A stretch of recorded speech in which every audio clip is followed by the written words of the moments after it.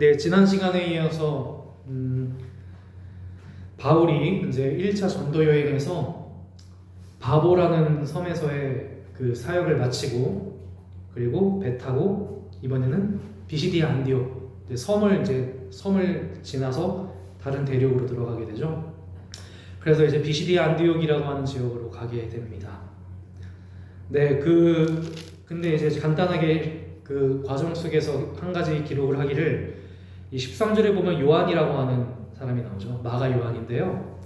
이 요한이라고 하는 이 한 청년이 선교 바울의 전도 여행에 붙었다가 이 섬에서의 전도 여행을 경험하고 나서 다시 내륙으로 들어왔을 때 마가는 결국에는 이제 예루살렘으로 다시 돌아가게 됩니다.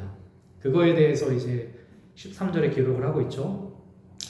뭐 마가가 그 바울과 바나바를 떠난 이유는 여러 가지가 있겠죠. 어쨌든 제일 큰 이유는 같이 선교하는 게 힘들었을 거예요.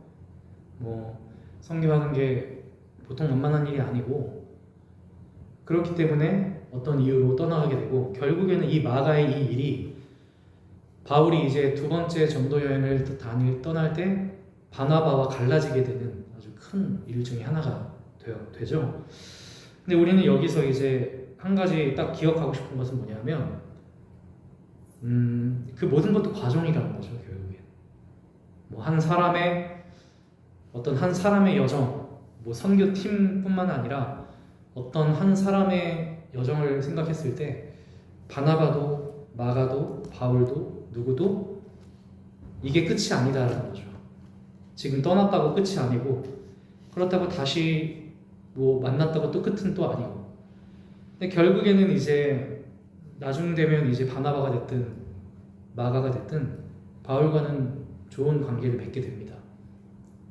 물론 그렇다고 좋은 관계로 끝나는 건 또 없어요. 또 어떤 관계는 좋았다가 더 좋아지지 않기도 하고요. 그거는 우리의 소관은 아니죠. 그렇게 죽고 못 사는 관계가 어느 순간 그냥 보지 않아도 크게 이제 아쉬움 없는 관계가 되기도 하고, 또 어떤 경우는 정말 내 삶에는 전혀 만날 수 없을 만한 관계가 정말 평생 나의 삶에 없어서는 안 되는 관계가 되기도 하고요. 저는 그런 것들을 이렇게 활동하면서 많이 경험합니다. 제가 연구소 활동하다 보면요, 제가 학교 때 감리교신학대학교 다녔을 때 동기들을 가끔 만나게 돼요. 근데 이제 어떤 동기들은 학창 시절에 되게 친하게 지냈다가 지금은 이제 싸운 건 아니에요. 근데 어쩌다 보니까 사는 환경이 다르다 보니까 자연스럽게 멀어지게 되는 관계도 있어요.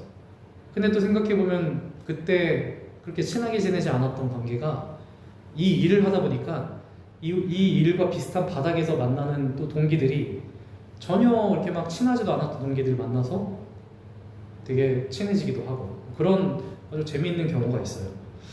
그러니까 저는 이렇게 막 사람의 만나고 헤어지는 부분들, 특히 이제 사역과도 연관되어서 이거는 또 선교와도 연관되어서 마가가 어떤 어려움 때문에 부침 때문에 떠나게 되는 것들, 그리고 그런 마가로 인해서 바울과 바나바가 싸우게 되는 것들, 그래서 갈라서게 되는 것들. 근데 이런 것들이 우리는 이제 사실 오늘 메시지와도 연결이 돼요. 우리는 이 모든 것을 교회는 표백시키기를 원해요. 그 말은 그런 문제가 있어서는 안 된다는 생각을 갖고 있는 거죠. 교회는 싸우면 안 된다. 교회는 분열하면 안 된다. 교회는 분쟁하면 안 된다. 그죠? 그렇기 때문에 이런 어떤 문제가 생길 때 그게 영적이지 못하다, 성서적이지 못하다, 하나님과 관련되지 못하다, 하나님이 기뻐하시지 않는다, 그렇게 생각할 수도 있지만 그게 아니거든요, 사실. 근데 바울의 메시지의 핵심이기도 하지만 우리 인간은 그렇기에는 너무 연약한 존재예요. 그런 것들을 따지기에는 너무 우리가 어떠한 티도 없이 어떤 문제도 없이 완벽하게 선교를 하고 완벽하게 사역을 하기에는 인간은 너무도 연약하고 너무도 문제가 많은 존재입니다. 그렇기 때문에 수많은 정말 사소한 문제 하나 가지고 싸움이 일어날 때도 있고요. 그러다 말싸움이 일어날 때도 있고 그래요. 그런 분쟁이 있어요. 그러다가 이제 또 헤어지는 경우도 있어요. 하지만 그런 헤어짐이 있다고 해서 하나님이 바울의 사역을 동의하지 않으시냐? 그건 아니죠. 또 그런 바나바와의 헤어짐 끝에는 또 신라와의 만남을 또 하나님께서 이루어내시고, 그러니까 수많은 만남과 헤어짐, 부침과 수많은 그런 사람의 어떤 관계 속에서, 사역 속에서 만나게 되는 크고 작은 일들, 그런 것들을 예전 같았으면 항상 우리가 어떤 생각을 갖고 있습니까? 내가 늘 언제나 옳기 때문에 내가 하는 모든 일들과 내가 하는 모든 사역이 옳은 거잖아요. 그러니까 나와 함께하지 않는 건 다 틀린 거고, 나와 동역하지 않는 건 맞지 않는 거다라고 생각하는데, 요즘에는 조금 이제 생각이 좀 달라지고 있어요. 마가가 바울을 떠났다고 해서, 혹은 바나바가 바울을 떠났다고 해서 그 이후에 쓰게 될 마가의 일들과 그 이후에 또 성경에는 나오지 않지만 또 바나바를 통해서 하게 될 역사들이, 사역들이 틀린 것인가? 그건 또 아니라고 생각해요. 또 베드로는 베드로의 사역을 하는 거, 뭐 가령 이런 거죠. 베드로가 안 나오잖아. 이제 13장 이후로 베드로의 사역이 나오지 않잖아요. 제가 뭐 촛대가 옮겨졌다고 해서 그거는 이제 사도행전이 바라보는 렌즈가 베드로에서 바울로 옮겨졌다는 거지, 베드로가 이제 틀리고 바울이 맞았다라는 말이 아니죠. 베드로는 베드로의 사역을 이제 앞으로 성서에 나오지 않은 어떤 곳에서 어떤 사역을 또 하겠죠. 베드로는. 바울은 바울의 사역을 하겠죠. 우리가 이런 부분들에 대해서 이제는 조금 열려야 되고 조금 인정해야 되는 거예요. 그러니까 희망교회에서 신앙생활 하는 사람만 맞는 것도 아니고, 희망교회가 아닌 다른 곳에서 신앙생활하는, 설령 희망교회를 떠났어도 다른 곳에서 누군가 신앙생활을 한다. 그러면 그건 그 사람의 신앙생활의 앞으로의 삶인 거고, 그게 이제 나와 함께하지 않는다라고 해서 틀렸어. 그거는 이제 조금 성숙하지 않는 사람들의 생각인 거죠. 다 각자의 부르심이 있는 거고, 각자의 주어진 상황이 있는 거예요. 저도 그런 걸 많이 느낍니다. 내가 할 수 있는 거, 그럼 내가 할 수 없는 것을 내가 못하는 것은 잘못된 건가? 이건 아닌 거죠. 그러니까 우리가 할 수 있는, 우리는 우리 희망교회라는 이름을 가지고 우리가 할 수 있는 것 안에서 우리가 최선을 다해 할 뿐인 거예요. 다만 이제 뭐 헤어짐이 있다면 좀 아쉽고, 그죠? 섭섭함도 있죠. 그리고 뭐 그렇다고 해서 또 모든 것들이 다 옳은 건 또 아닙니다. 가령 우리와 다르다고 해서 다르다고 다 맞다고 할 수 있는 건 아니잖아요. 누군가는 남을 미워하고 남을 혐오하는 방식으로 살아가는 사람도 있는 거잖아요. 그거는 우리가 다른 게 아닌 거죠, 그죠? 명확하게 누군가를 혐오하고 그리스도의 길과 전혀 다른 길을 가는 것은 잘못된 거죠. 근데 저는 바나바가 이제 바울과 다른 길을 가게 된 것은 잘못된 길을 간 거라고 생각하지 않습니다. 마가도 마찬가지고요. 마가도 단지 바울과 동행하는 그 사역이 본인에게는 인간적으로 힘들었을 뿐인 거죠. 인간적으로 힘들어서 내가 다른 길을, 또 마가 본인의 어떤 삶에 맞는 길을 따라서 자신의 사역을 놓지는 않았을 겁니다. 그러면 그것 자체로도 긍정해 줄 수 있는 거죠. 그러니까 어떤 것도 우리는 쉽게 내가 하는 일이 무조건 맞다고 생각해서 모든 걸 다 확정 지을 수는 없다라는 거죠. 단지 성서에 바울의 사역이 나와 있기 때문에 우리는 이제 그 바울의 사역을 보면서 배우는 거죠. 하지만 여러 수많은 사역자들, 성서에 나와 있지 않은, 그러나 분명 어딘가에서 그리스도의 발자취를 남겼던 이들의 그 발걸음을 우리는 절대 무시할 수 없습니다. 마가를 부정할 수 없어요. 바나바를 부정할 수 없습니다. 바로 그렇기 때문에 어쨌든 마가는 그렇게 헤어지게 되고요. 바울과 바나바 둘이 이제 새로운 사역을 시작하게 되는 것이죠. 그래서 결국에는 비시디아 안디옥이라고 하는 곳에 가서 바울이 그 비시디아 안디옥에 있는 유대인 회당에 들어가서 거기서 사역을 하기 시작합니다. 네, 오늘 본문은 바로 바울의 설교입니다. 회당에서 바울이 전하는 복음이죠. 아마도 바울이 처음으로 사도행전에서 나오는 첫 바울의 설교일 거예요. 베드로의 설교는 몇 번 나왔었죠? 바울이 전하는 첫 복음이에요. 그래서 좀 우리는 이거를 좀 특별하게 볼 필요가 있습니다. 베드로의 설교와 비슷하죠. 복음이라는 건 결국 한마디로 말하면 예수님께서 우리를 구원하셨다. 우리를 구원하시기 위해서 예수께서 우리에게 오셨다는 거. 근데 베드로가 강조하는 지점이랑 바울이 강조하는 지점이 조금 달라요.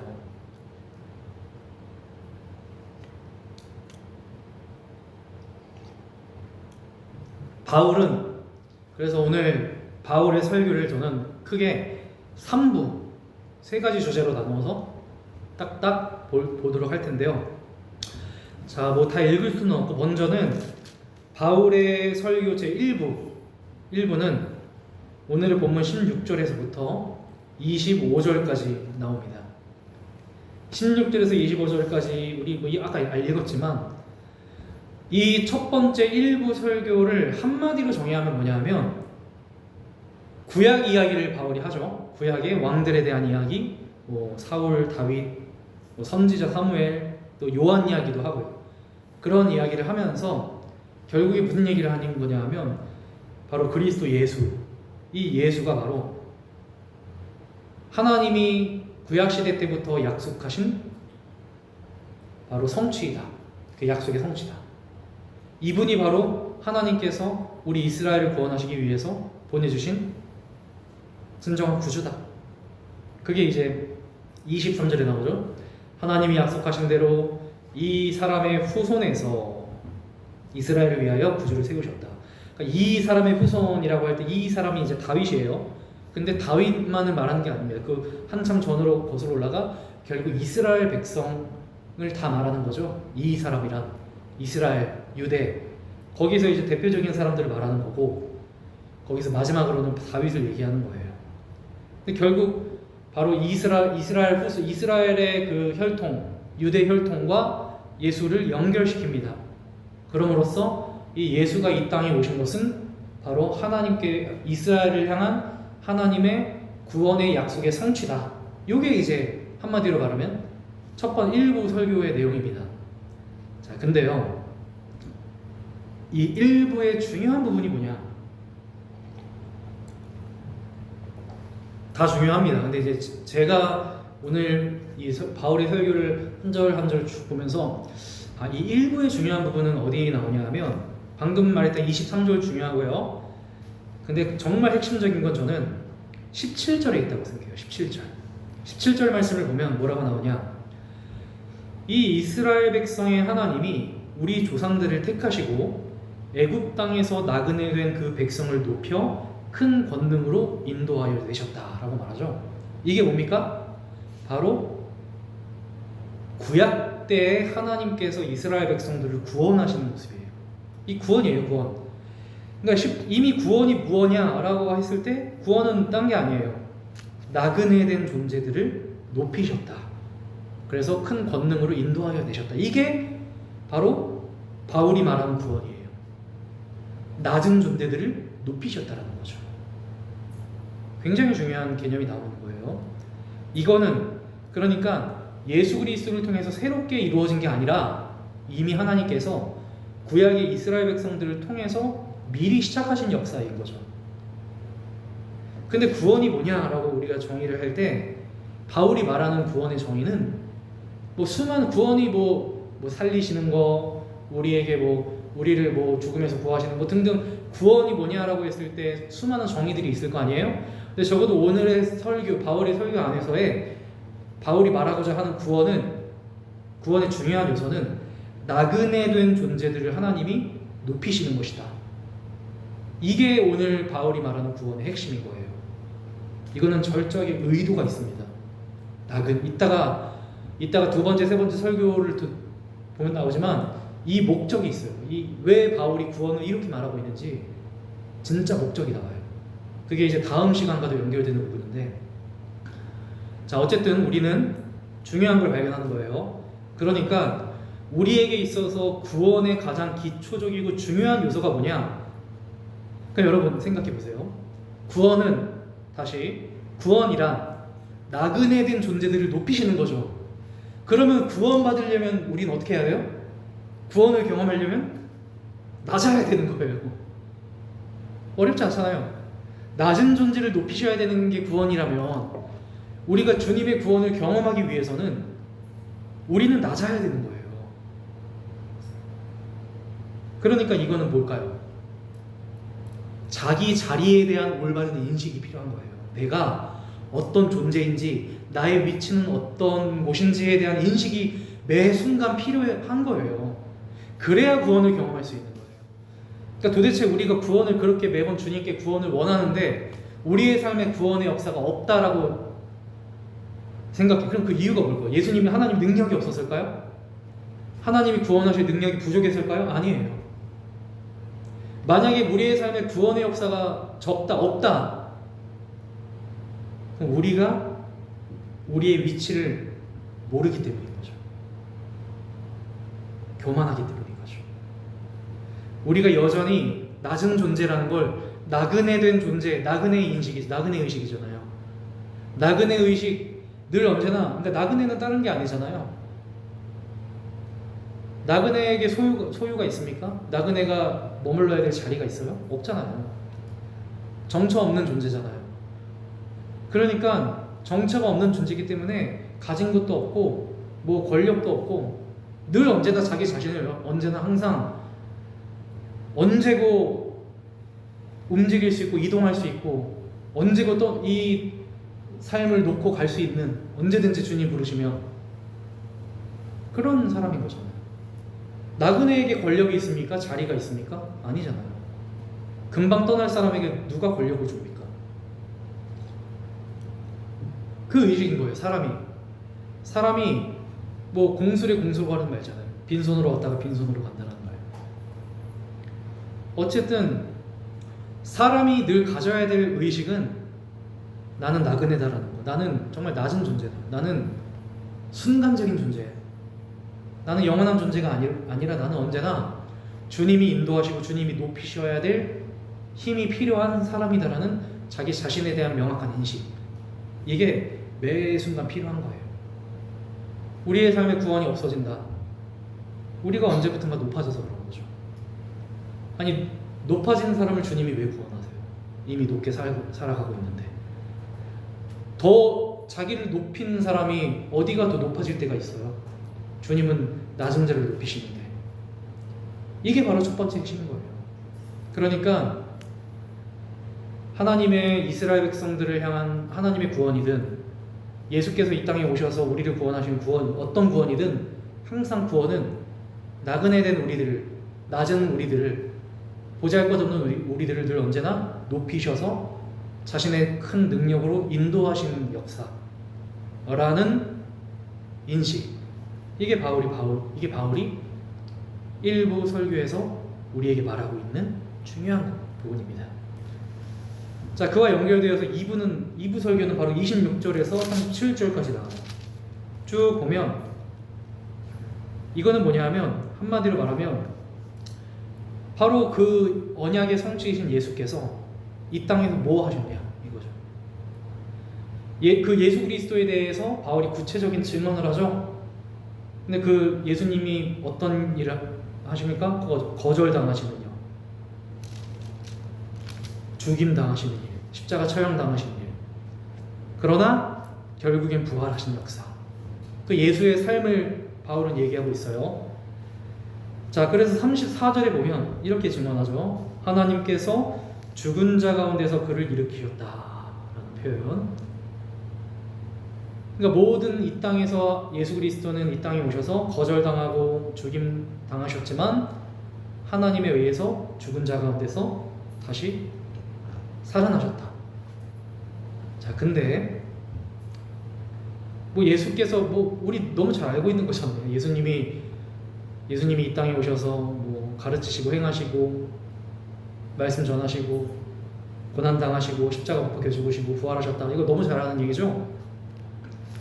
근데 제가 말하고 싶은 오늘 말씀의 중요한 사실은 바울이 34절 이후에 바로 시편 말씀을 인용하면서 계속 반복해서 하는 얘기예요. 그게 뭐냐? 34절을 보면 다시 썩음을 당하지 않게 하셨다 라는 표현이 나오죠. 다시 썩음을 당하지 않게 하셨다. 35절에 또 시편, 또 다른 시편을 가지고 바울이 또 얘기해요. 주의 거룩한 자로 썩음을 당하지 않게 하셨다. 계속 똑같은 표현이 나오죠. 36절 또 그 조상 다윗은 썩음을 당했대요. 반대로. 근데 37절 하나님이 살리신 이는 또 썩음을 당하지 않았다. 중요하죠. 계속 그런 이야기가 나오고 있죠. 저는 이 부분이 바로 이제 바울이 예수 그리스도에 대한 이야기를 하는 것의 핵심이라고 생각해요. 그러니까 결국 그 예수는 이 땅에 오셔서 낮아지셨으니까 고난 당하신 거죠. 예수가 낮아지지 않으셨으면 고난, 죽음 당할 일이 없잖아요. 낮아지시며 인간처럼 사셨으니까 고난도 당하신 거고, 핍박도 당하신 거고, 모욕과 조롱과 멸시를 당하신 거고, 결국에는 십자가에 못 박혀 처형당하셨죠. 가장 비참한 모습으로, 죄인의 모습으로. 근데 오늘 이 두 번째 2부의 핵심은 뭐냐? 그러나 그는 죽었으나 결코 썩음을 당하지 않았다라는 거예요. 이거는 아까 바울이 1부에 말했던 내용과 연결이 됩니다. 예수도 그리고 그 구원을 필요로 하는 우리들도 다 나그네와 같은 낮은 존재들이잖아요. 여러분, 우리가 낮은 자의 삶, 작은 자의 삶의 특징이 뭡니까? 작은 자가 이 세상을 어떻게 살아가요? 편하게 살아갑니까? 아니죠. 늘 언제나 모욕당하고 핍박당하면서. 근데 그 모욕과 핍박을 예수도 당하시고, 또 예수를 따르고 예수를 따라 살아가는 우리 낮은 자들도 결국에는 자신을 높이지 않는 이상, 늘 언제나 낮은 삶을 고수하며 그렇게 살아가는 이상, 우리도 고난당하고, 우리도 핍박당하고, 우리도 죽임당할 수 있잖아요. 근데 그러한 우리의 삶, 예수의 삶도 그렇고, 그러한 우리의 삶이 아무리 핍박을 당하고 고통을 당하고 그래서 결국 죽임을 당해도 썩지 않을 것이라는 약속. 이게 바울이 말하고 있는 2부 설교의 핵심인 거예요. 죽어도 죽지 않는다는 거죠. 고통 당해도 썩지 않는다는 거예요.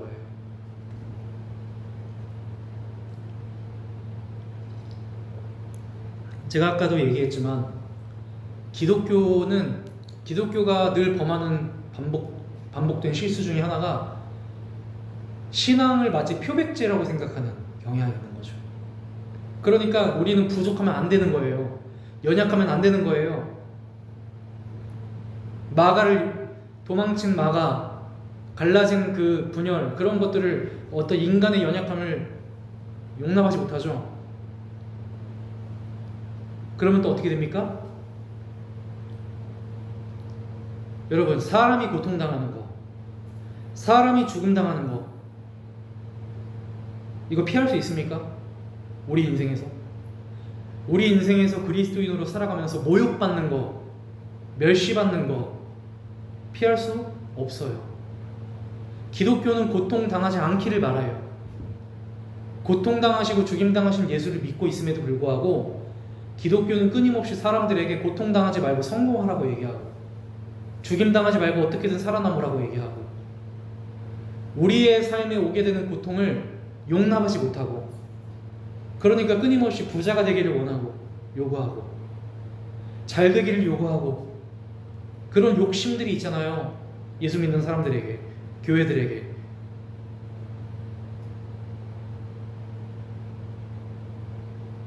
어떠한 고통도 없는 삶, 어떠한 죽음과도 가깝지 않은 삶, 그러한 삶을 우리는 예수를 믿으며 그러한 삶을 꿈꾸고 있습니다.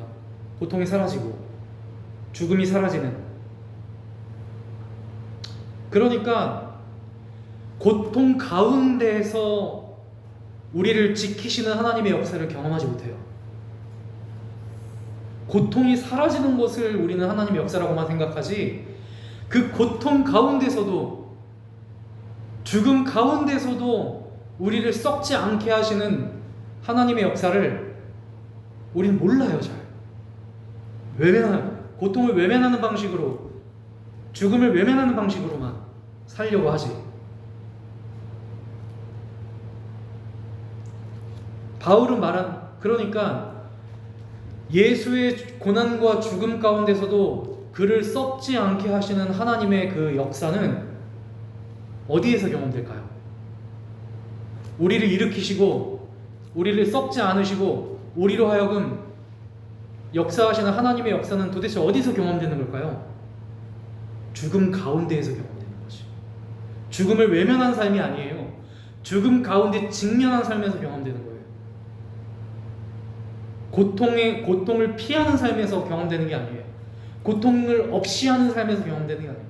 모진 고통과 모욕 가운데에서 그 중심에 섰을 때 그리스도께서 우리를 보호하시고 지키시고 살리시고 썩지 않게 하시는 역사가 일어나는 거예요.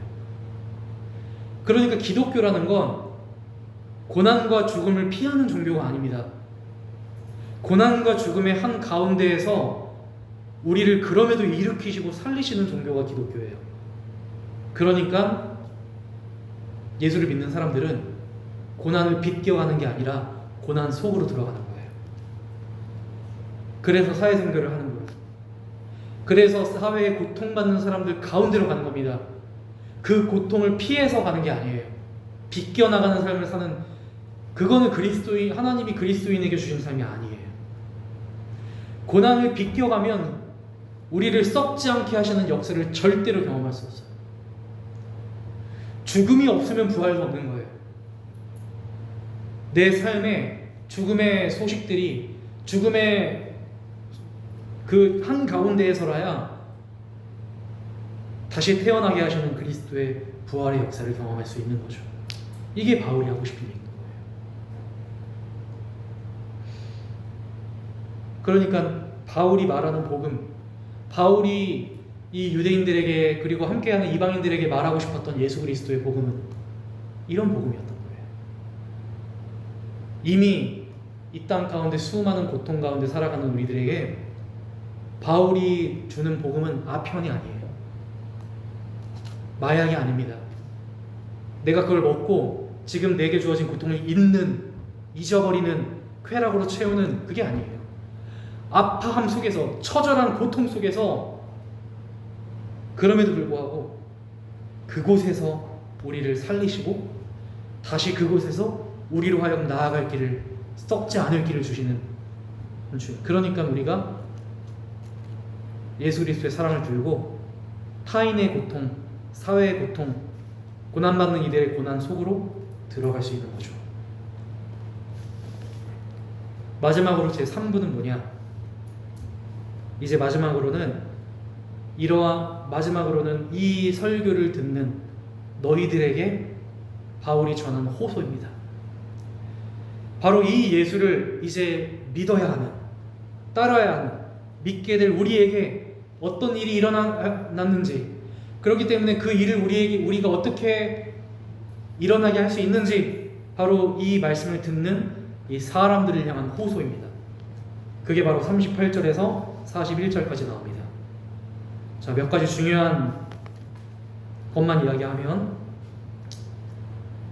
38절, 바로 예수를 힘입어 너희가 죄사함을 받았다라는 거죠. 그리고 39절, 또 모세의 율법으로 너희가 의롭다 하심을 얻지 못하던 모든 일에도 이 사람을 힘입어 믿는 자마다 의롭다 하심을 얻는 것이다. 이게 바울 말씀의 핵심, 바울의 복음의 핵심, 정수, 바울 서신에도 끊임없이 나오는 핵심. 바울이 정말 뭘 중요하게 생각했냐를 한마디로 딱 정의하면 의롭다 하심을 받았다라는 말.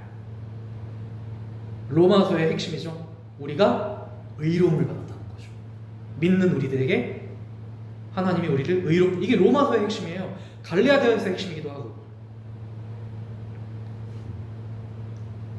39절의 핵심은 뭐냐면, 그러니까 의롭지 못한 존재들, 우리 아까 처음부터 얘기는 한 거잖아요. 나그네 된 존재, 작은 존재, 낮은 존재, 의롭지 못한 존재, 고통을 받을 수밖에 없는 존재, 죄를 경험할 수밖에 없는 존재, 그런 의롭지 못한 우리들에게 믿음으로 의롭다 하심을 받게 된 길이 열렸다는 거죠. 그게 바울의 3부의 핵심이에요. 누구나, 유대인이나 이방인이나, 지금 이 말씀을 듣고 있는 사람들이 어떤 사람들이에요? 경건한 사람들이에요. 경건한 유대인들이에요. 유대인 신앙을 가진 사람들. 그러니까 유대교의 할례를 받고 유대교의 율법을 준수함으로 유대교에 입교한 사람들 말하는 거죠. 회당에 들어가서 예배하는 유대인들이에요. 그런 사람들에게 바울은 전혀 새로운 말을 하는 거예요. 지금 너희가 어떤 방식으로 율법을 통해서 그동안에는 너희가 의롭다 하심을 받았고 계속 그걸 반복적으로 의롭다 하심을 위해서 율법을 지키고 하지만 그게 아니라는 거예요. 의롭지 못한 존재라도 율법이 아닌 오직 믿음으로 의롭다 하심을 받을 수 있다라는 전혀 새로운 세계를 바울은 얘기하고 있는 거죠. 근데 마지막으로 경고를 하죠. 이 사실을 믿는 사람도 있어요. 믿고 받아들이는, 주로 누구겠습니까? 이방인들이죠. 주로. 그 이제 다음 시간 얘기해요. 이 바울의 복음을 그래서 이방인들은 받아들일 수밖에 없는 거예요. 왜? 율법이 아니어도 된다니까. 오직 믿음으로, 나 같은 존재도 오직 믿음으로 의롭다 하심을 얻게 되는 그 세계 하나님 나라가 있다라는 걸 이방인들은 더 쉽게 받아들이는 건데 안 되는 사람들이 바로 유대인들인 거예요. 그러니까 41절 바울이 그래서 또 어떤 선지자의 말을 통해서 경고를 하는 거예요. 멸시하는 사람들아, 너희는 놀라고 멸망하라. 내가 너희의 때를 당하여 한 일을 행할 것이니 사람이 너희에게 일러줄지라도 도무지 믿지 못하리라. 이거를 믿고 의롭다 하심을 받는 사람도 있는 반면 성서는 경고하기를 도무지 믿지 못할 사람들도 있다는 거예요. 그러니까 이 믿지 못할 사람들은 끊임없이 바울의 복음을 멸시하고 이방인들을 멸시하고, 여러분 이 사람들은 왜 믿지 못하는 거죠? 이게 단순히 그냥 뭐 믿어지지 않는 그런 얘기가 아니라 용납이 안 되는 거예요. 의롭지 못한 존재들이 믿음으로만 의로워졌다는 사실에 대해서 받아들이지를 못하는 거예요. 그게 믿음 없음이에요. 믿음 없음이라는 건 뭔가 신기한 일이 일어나서 내가 안 믿어져, 이게 아니라 내가 용납이 안 되는 거예요. 내 상식으로, 내가 가진 기존의 상식으로 받아들여지지가 않는 거예요. 내가 가진 상식이라면 저 사람은 죄인이야. 저 존재들은 다 죄인이야. 그래서 구원받으려면 그 죄를 없어야 돼. 그 죄를 돌이켜 회개해야 돼. 죄사함을 받아야 돼. 근데 그게 아니라는 거예요. 너희 죄인들도 오직 믿음으로 죄사함 받아서 이롭게 되는 거예요. 어떤 과정을 통해서. 여러분 구약에 말하는 죄사함은 뭡니까?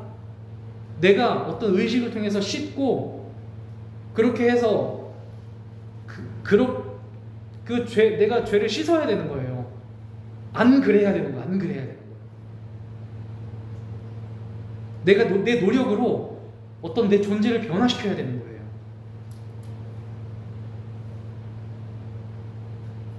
근데 복음이 말하는 의로움은 내 있는 존재 모습 그대로 주님이 저절로 받아들여진 거예요. 그걸 믿는 거예요. 그러니까 그걸 믿고 받아들여졌기 때문에 그 은혜로 인한 자연스러운 변화가 우리의 삶에 일어나는 거죠. 전혀 다른 방식인 거예요. 내가 바꾸는 게 아니에요. 내가 주님 안에서 받아들여졌음을 믿음으로 주님 안에서 바뀌는 거예요. 바꾸는 게 아니에요. 근데 그 바뀌는 게 사람마다 또 차이가 있는 거죠. 안 바뀔 수도 있는 거예요. 안 바뀌면 탈락? 그게 아닌 거예요. 왜? 이미 복음은 우리로 하여금 바뀌었다고 말하고 있는 거예요. 죄인에서 의인으로. 우리의 행위를 보고 이제 너 의인이야, 이게 아니라 죄인인데 넌 죄인인데 죄인이 아니야. 너 이 집에서 의인이야. 왜? 너의 죄를 위해서 죽은 분은 예수야. 그러니까 우리는 의롭게 된 거야. 우리가 우리의 노력을 의로워진 게 아니라 주님이 우리로 하여금 의롭게 우리를 그냥 의롭다 여기시는 거죠. 그게 바울의 세 번째 설교의 3부의 핵심인 거예요. 근데 이거를 못 믿는 사람들이 있는 거예요. 안 믿어지는 거죠. 믿기 싫은 거죠. 어떻게 보면. 왜? 자기들은 율법으로 끊임없이 착한 행실로 의롭다 하심을 받았는데 어떻게 저 이방인 더러운 이방인들 지금으로 말하면 이 더러운 존재들이 어떻게 그리스도의 사랑으로 일방적인 은혜로 의롭다 하심을 받을 수가 있어? 그걸 부정하는 거죠. 그러니까 다음 시간에 이제 쫓겨나게 되는 거죠. 유대인들에 의해서. 바로 그런 겁니다. 이런 일들이 지금 우리의 삶에도 재현되고 있는 거예요. 자, 이 바울의 설교는 이미 2000년 전부터 있었던 설교예요. 새로운 설교가 아니에요. 그리고 그 설교를 지금도 저는 하고 있는 건데 어떻습니까? 사람들이 자기 위치를 몰라요. 율법을 잘 사람들이 자기들이 율법을 잘 지키고 뭔가를 열심히 하니까 자기들이 높아진 줄 아는 거죠. 뭐 열심히 하니까. 그게 아니에요. 내가 뭔가를 잘 했다고 내가 높은 존재가 된 게 아니에요. 그건 신앙이라고 할 수 없습니다. 우리는 주님 앞에서 평생 나그네된 삶을 살 수밖에 없는 거예요. 그게 이제 다시 정리하면 첫 번째, 우리는 우리가 누구인지에 대한 인식을 늘 해야 됩니다. 어떤 상황에서든지. 회사에 있든 가정에 있든 어디에 있든 나 뭔가 좀 알아. 나 너보다 더 잘 알아. 나 예수 믿으니까 난 대단한 사람이야. 넌 모르는 세계를 난 알아. 기만이죠. 교만이죠. 우리는 어디가 의외로 거기서부터 우리가 실패하는 거예요. 사실 우리가 왜 이렇게 뭔가 이렇게 잘 안 될까? 뭔가 잘 그리스도인으로 잘 살려고 해도 하나님의 역사를 경험하려고 해도 뭐가 이렇게 잘 안 되지? 세상 속에서 잘 안 되잖아요. 그죠? 그럼 그 이유를 생각해 보면 내가 잘 못해서가 아니에요. 난 노력하거든요. 나 사랑하려고 노력해. 나 열심히 뭔가 살려보려고 노력해, 가정에서. 근데 저도 이제 가만히 생각해 보면 어떤 문제가 있냐면 저도 노력하거든요. 저도 가정에서, 일터에서, 어디에서든 노력을 안 하는 게 아니에요. 근데 항상 어디서 넘어지냐면 내가 노력하니까 나는 내가 잘하고 있다라고 하는 그 생각에서 넘어지는 거예요. 내가 노력하니까, 내가 애쓰니까, 내가 정말 열심히 하니까 나는 잘하고 있는 사람이야 라고 생각하는, 항상 그 자기 위치에 대한 인식에서부터 넘어지는 거예요. 상관이 없는 거거든요. 내가 늘 부족하니까 열심히 하는 거지. 이렇게 우리의 생각이 변해야 되는 거예요. 내가 열심히 하니까 난 잘해가 아니에요. 바꿔야 돼요. 난 부족하니까 늘 열심히 해야 되는 거예요. 난 부족하니까 당연히 더 나의 부족함을, 너무 부끄러우니까 이렇게라도 최선을 다해야 되는 거죠. 그러니까 최선을 다하고서도 우리가 매번 실망하는 거예요. 선을 행하면서 낙심이 되는 거죠. 선을 행하는데 왜 낙심이 오죠? 난 선을 행했는데 이것들은 변하지 않아. 낙심이 오는 거죠. 선을 행해도 낙심하지 않을 수 있는 방법은 뭐냐면 자기 자신에 대한 위치를 인식하는 거예요. 선을 행했으니까 난 너희들보다 뛰어나. 근데 너희들은 아직도 이 모양이야. 그러면 낙심이 되죠. 선을 행하되 내가 왜 선을 행하는지를 생각해 봐야 돼. 난 늘 부족한 존재니까. 난 늘 하나님 앞에서 언제나 내가 매번 가짜게 보는 그 사람, 내가 매번 별것 아니라고 생각하는 그 사람, 나도 다를 바 없는 사람이니까. 그러니까 나는 주님 앞에서 매 순간 최선을 다해 살 수밖에 없는 거예요. 이런 자신의 나그네됨에 대한 인식, 뭐 어렵죠, 사실. 그죠? 힘들죠. 그러니까 사실 제일 어려운 거예요, 이게. 나를 낮게 생각한다. 나를 늘 언제나 겸손하게. 이 겸손이라는 게 말이 쉽지. 내 뼛속 깊은 곳에서는 난 잘하고 있다, 그렇게 생각하는 거잖아요. 근데 뭐 어쩌겠습니까? 신앙 생활이라는 게 원래 그렇게 힘든 거잖아요. 늘 주님 앞에서 나를 낮추고 나를 겸손하게 자기 존재를 늘 나그네 되게 여기는 것들. 그래서 우리에게는 수양이 필요한 거고요. 끊임없이 예배가 예배가 저는 그래서 예배를 드리는 거라고 생각해요. 우리의 삶이 예배를 드린다는 거 뭐예요? 누군가를 높이는 거잖아요. 계속 내가 경배한다, 내가 예배한다. 이거는 내 삶에 꾸준히 누군가를 높이는 거잖아요. 그것은 결국 나를 낮추는 것에 대한 인식에서 시작되는 거예요. 우리가 예배자로 산다는 건 그런 거예요. 나에 대한 인식. 둘째, 이게 이제 우리 자신이 낮은 존재임에도 불구하고 결코 실망하지 않아도 되는 것은 우리가 낮으면 주님이 높이신다는 거죠. 그러니까 조마조마하지 않아도 되는 거예요. 우리가 초조해하지 않아도 되는 거예요. 내가 정말 낮다고 해서 사람들이 나의 낮음을 보고 손가락질 하죠. 하지만 그건 순간일 뿐인 거고 결정적으로는 주님이 우리를 썩지 않게 하신다. 내가 아무리 비참한 자리에 가서 비참한 자리에 있어도 주님이 우리를 반드시 썩지 않게 하시고 지켜주신다는 거예요. 그게 믿음인 거예요. 그 믿음. 그렇기 때문에 의롭지 못한 우리들. 그러니까 마지막 세 번째 뭡니까? 그러니까 그걸 믿으라는 거죠. 결국엔. 왜 믿음인지를 알아야 돼. 왜 도대체 믿으라. 이 모든 것, 제가 앞에 말한, 바울이 말한 이러한 사실들을 믿으라는 거예요. 이러한 사실을 믿고 과감하게 낮아져라. 과감하게 고난 속으로 들어가라. 과감하게 죽음 가운데로 가라. 과감하게 타인의 고통 속으로 들어가라. 주님이 우리를 지키신다. 하나님이 세상 끝날까지 우리와 함께 하신다. 그 사실을 믿음으로 가는 거예요. 그 믿음으로 우리는 끊임없이 세상의 고통의 중심으로 향하는 거고, 끊임없이 우리 자신을 낮출 수 있는 거고, 끊임없이 우리로 하여금 매 순간 나그네처럼 살아갈 수 있는 겁니다. 주님이 우리를 높이세요. 세상은 우리를 끝까지 버려도, 우리를 무시해도 주님께서는 절대 우리를 버리지 않으시고 우리를 반드시 의롭다 하신다라고 여기실 겁니다.